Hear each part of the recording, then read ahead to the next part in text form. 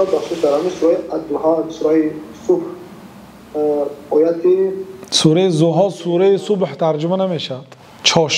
چاشتگاه ترجمه میشد. صبح فجر است و الفجر سوره به معنای صبح است. خب در آیت 7 در زبان روسیه بسیار ادامه کردن آن نویسنده که آن نشاطی به زبان چه پیاو یعنی بعضا اوچونیا گفتن که زبان چه آدم گمراه آدمی که به خدا مقصد خود رو پرستش میکنه همون رو گفته که این همین آیت پیاوی نیو باید آن نشاطی به نزنایش مقصد پیاو چه همه خیلی فرق کرده آن نشاطی به نزنایش یعنی که این آیت خطای خیلی گپا نادرست است. الله تعالی خطا نمیکنه. اگر تمام انس و جن یک جا جمع شد تا اینکه حرفی خطا یاد نمیاد از قرآن کریم، مراد این است که پیامبر صلی الله علیه و سلم پیش از آمدن دین مقدس اسلام راه راست نمیدانستن. آخر به هر یک معده و به هر یک کلام ببینید ناخونت نگیر.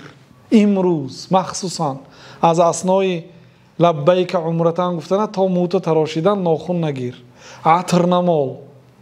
یعنی هر یک این چیزا حکمت ها دارد، مقصد ها دارد. این چیزهای پیامبر صلی الله علیه و سلم نمیدونستن پیش از آن که پیغمبر بودن. وقتی که پیغمبر شدن راه راست الله تعالی برای ایشان فهمانید، دانانید، بیان کرد.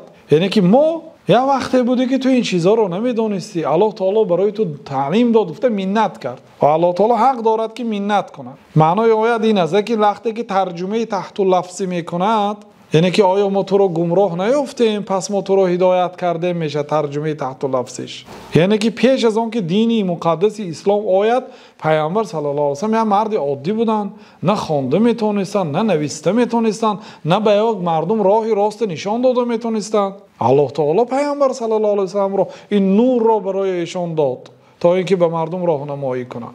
این به همین معنا است. گمراه بودن نه این به معنای که مردم گمراه کنند، خودشان در راه گمراهی باشند. پیامبر صلی الله علیه و سلم در زمان جاهلیت هم بت نپرستیدند، عرق ننوشیدند، گناه نکردند.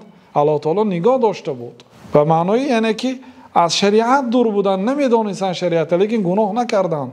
صلوات الله و سلام علیه.